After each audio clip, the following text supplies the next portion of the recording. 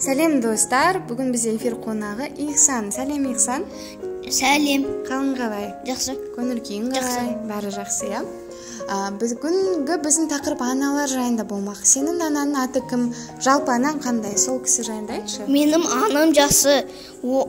Оған мамамна жида көмектесемін мен.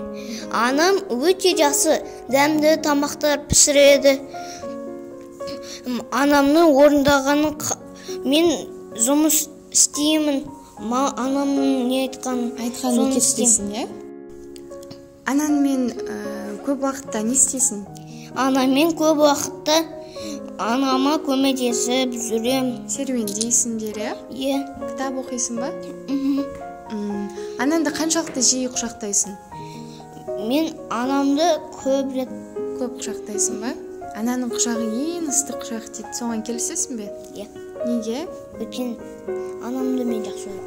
Анам, мен сізді жақсы көрем. Бар болғаныңызға рахмет. Мен сізді қатты жақсы көрем.